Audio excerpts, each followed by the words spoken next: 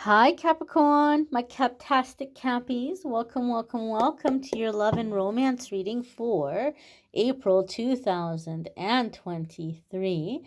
This is going to be for Capricorn, Sun, Moon, Rising, and the Venus. We're, of course, incorporating the Venus energy as this is a love and romance reading. But we're going to see what's coming up here for the Capricorn collective. Keep in mind, this is a general reading. Therefore, not every single message is going to resonate, and that's okay. Take what does, leave what doesn't. You may need a private reading. We're going to see what's coming up here for our lovely Capricorn friends. Capricorn Sun, Capricorn Moon, Capricorn Rising, Capricorn Venus. Move you all just a little bit closer.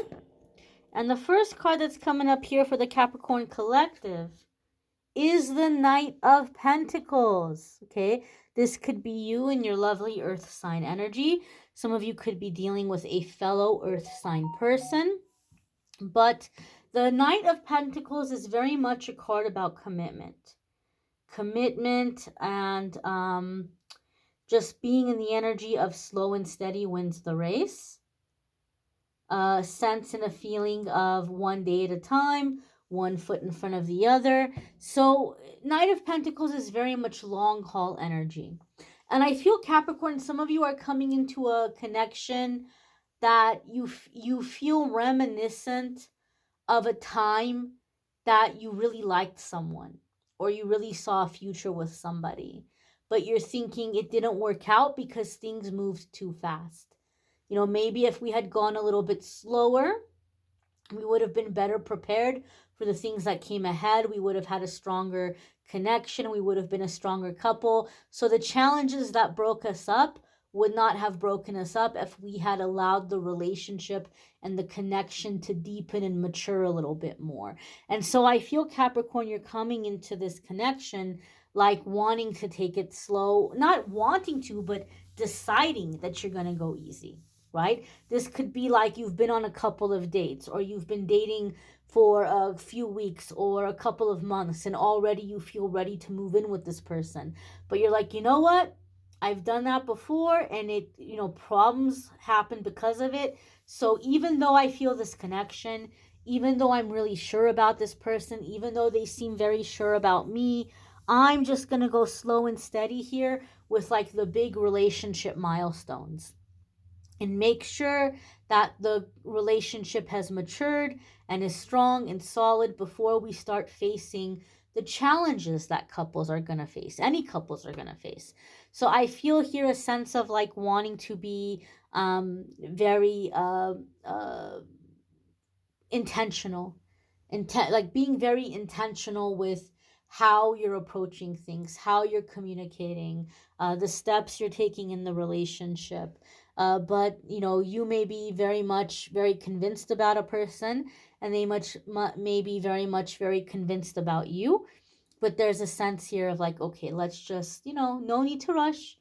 No, I'm not going anywhere. You're not going anywhere. No need to rush. This kind of energy here and sense of commitment. Those of you who are in an existing relationship where you all have been together for quite some time, Knight of Pentacles to me gives me a sense or a feeling of coming together to work on a goal. Like you might decide that you want to do something really big. Maybe you're thinking about starting a family. Maybe you're thinking about having another child, expanding a family. Maybe you're thinking about moving or relocating or buying property or retiring early, or doing something with assets. I feel Knight of Pentacles is coming in a long time relationship in the sense of like working together and putting little by little into something. I feel like securing the nest egg, expanding the next egg, doing things that are going to bring like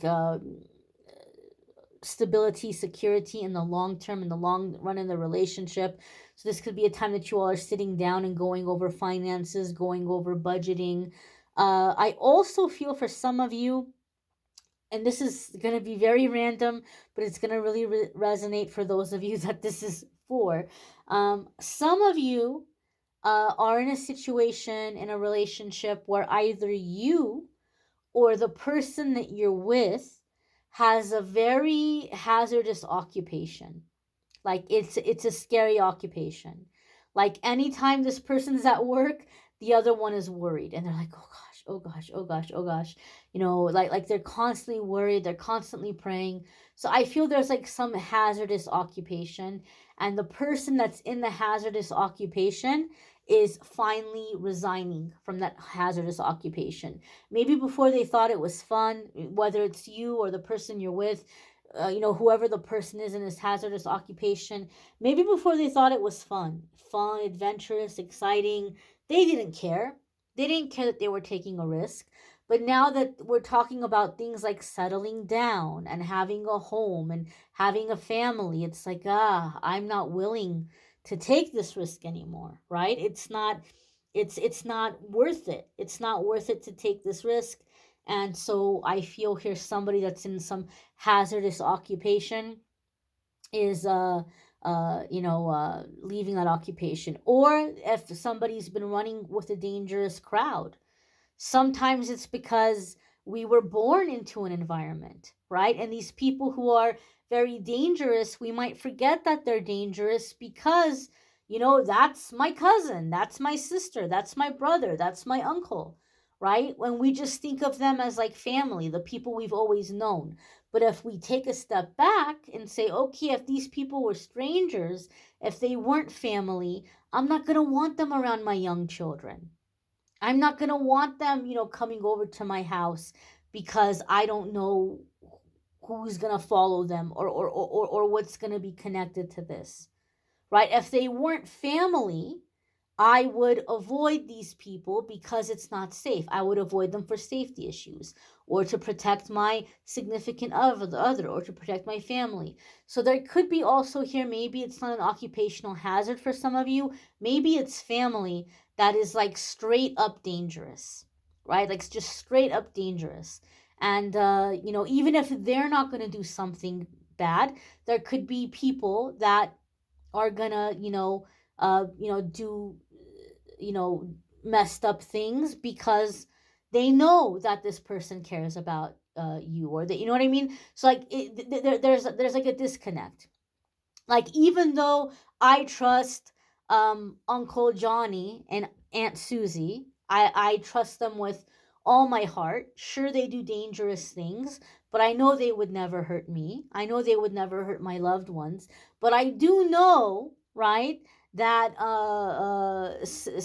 Sammy and Sally down the block hate uncle and auntie, and they might try to come after me just because they want to prove a point to my uncle and to my aunt. I'm just giving you an example, right? And so it could be distancing in this way. Even though I know that these friends or these family wouldn't harm me or my loved ones, I know that they're involved in some things that can bring bad energy towards me or to my loved ones. So there could be a distancing in this way for some of you, for the sake of protecting the home, protecting the relationship, protecting this family unit. The next card that's coming up here for the Capricorn collective is the Seven of Swords. And so this could be laying low and disconnecting from negative influences or things that you might feel to be a danger or like a threat. Maybe some of you are moving and getting a fresh start and not telling everybody where you're going to or what you're doing to. Some of you are coming into money as a couple and you're keeping it quiet. Not everybody needs to know that you're coming into this money, because you're going to be putting it towards your future, your life, your security. When people find out you have money, everybody wants to be friends. Everybody wants to hang out. Everybody's having an emergency. Everybody's showing up with their hand out. And so there could be something here that as a couple, you're just kind of moving quietly, working together quietly, building quietly. Not everybody needs to know what you're up to right now when we have the Seven of Swords energy. Seven of Swords can also be theft. So like I said, some of you might be distancing yourself from certain people because you're feeling like it's time for a new crowd. Time for a new crowd, time for a new scene. Like, if people are coming around and they're looking at me and my person, like we're coming up, they're getting suspicious. I'm looking at them and I can see they got dollar signs in their eyes. They're looking at me and they're seeing money bags. So some of you are distancing yourself in this way as well, like to just kind of protect the things that you're building with. So you might be very selective who you're letting into your relationship, who you're letting into your home, who you're having around. Some of you might be dating somebody with money. And now, people are like, oh gosh, oh, they have money. Or you might be the person that has money. And this person's friends and family is thinking, oh, well, you're going to pay the way for everybody. And you guys might be like, that's not going to be the case. We can be helpful, we can be generous, but we can't give everybody what they want every time they ask for it, however much they're asking for. So there could be a sense here in like not revealing the financial situation, not revealing the things that you're working towards or investing in, and just keeping that quiet, keeping that very quiet. The next card that's coming up here for the Capricorn collective is the King of Pentacles.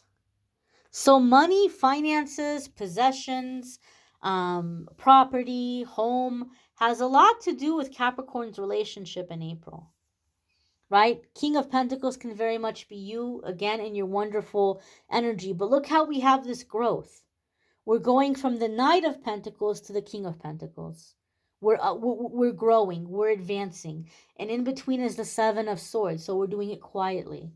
This relationship may be advancing quietly. The financial things that you're working on towards for your future, you may be doing so quietly. King of Pentacles is very much the Midas touch. It's success, it's abundance, it's a sense of luxury. So if a relationship has been also, I don't want to say on hold, but like kind of like, been waiting. Like we're going to wait until we get married, until we have this financial situation in a good place, or we're going to wait until we buy a house, or we're going to wait to have kids because, we got to get financial things in order. Knight of Pentacles, Seven of Swords, and the King of Pentacles are giving me a sense that whatever the financial goal was to move the relationship along, it's happening. That financial goal is being met. And there's a sense of financial stability and security. So now we can look at the things we're wanting to do in the relationship.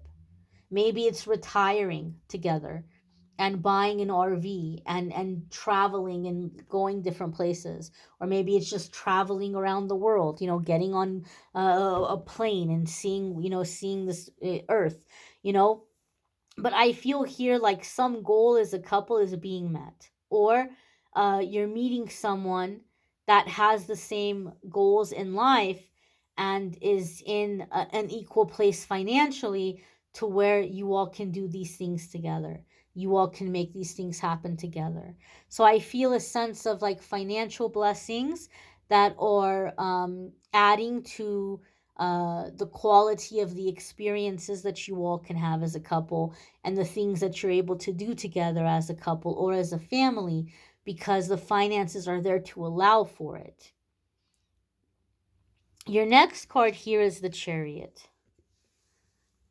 And the Chariot is a card of movement, right? Movement, moving on, moving forward. It's a sense of decisiveness, like we're making a decision, this is what I want, and we're going for it. And the Chariot sometimes has the message in it of I don't know if you all are familiar with tarot, okay? But when people are learning tarot, the tarot cards have certain keywords that go with that tarot card. In fact, you can buy tarot cards that have the keywords right on them, and that way you can kind of try to memorize, oh, this card means this, oh, this card means this. And one of the original keywords for the Chariot was Sanctuary City. And Sanctuary City today in this day and age has a very different meaning. It's more about like, people who are migrating from different countries, different places, and so there's certain cities that are gonna allow them to be there, no questions asked. Like there's not gonna be any investigating here about papers or things like that.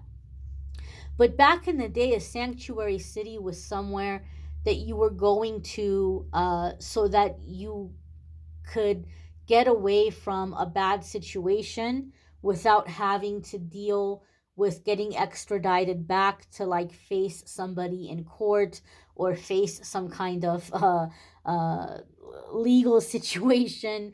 And so there were sanctuary cities that if you got there, they had to leave you alone. Like if you owed people money or if you had made a mistake and committed some crime, there were some cities that if you got there, they had to leave you alone.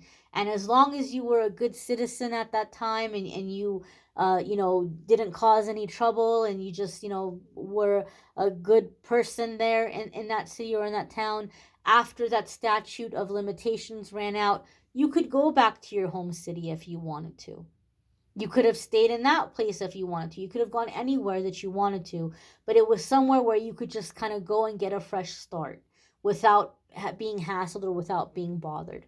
So, as I said, some of you may feel like there are people around you that aren't so good for you. And maybe it's not physical danger. Maybe it's toxicity. Maybe it's negative influence. And so, as a couple, some of you may be deciding to get a fresh start elsewhere. There could be some kind of like going, traveling, and like looking around. Do we want to, be here? Do we want to be there? You all might be traveling and checking places out. There could also be a sense for those of you who have been in a relationship for some time or who are in a relationship where you're really looking towards like retirement. You might be looking at like, where are we going to retire? Where do we want to retire? Where do we want to take our money? Where do we want to set down our retirement routes? So there could be this sense of travel here with the Chariot card for some of you. The next card that's coming up here for you all is the Eight of Pentacles. And the Eight of Pentacles is a card having to do with working out the details. Fine-tuning the plan here. How is it going to be? How is it going to work? And again, in this instance, I feel the Eight of Pentacles in the sense of budgeting. Some of you are really looking into budgeting. And so you're looking into like ways of creating passive income, ways of being able to spend more time together, how to make your money go further. Maybe there's a move to a place where the money is going to go further. But Eight of Pentacles gives me the sense of budgeting. Budgeting as a couple, planning for the future as a couple. This is like stability. All the focus here for Capricorn in April is stability. Stability and longevity. We're going to be together. This is it. This is life partner. This is planning for the future. This is planning for life. This is being comfortable in our retirement. This is really stable, really committed, really practical energy coming in for the Capricorn collective in April. You might want to check out your other placements. Sometimes your other placements might resonate more than your sun sign or whatever placement this reading might be for you. There's a link in the description that will take you to the love reading playlists, and you'll be able to find those readings easily. There's also a playlist in the description that will take you to the weekly forecasts if you'd like to check those out. And if you would like to schedule a private reading with me, there's a link in the description that will take you to my scheduling page, calendly.com/amethystangelite, and you can schedule private readings with me there. I thank you all for watching, liking, sharing, commenting, subscribing. I hope you all have a fabulous, fabulous day ahead, or month ahead, I should say. Sorry, I do dailies on this channel, and so I'm used to saying, have a good day at the end of the dailies. But check out the dailies and the weeklies as well. But if not, I hope you have a fabulous April. Take care and be well, my darlings.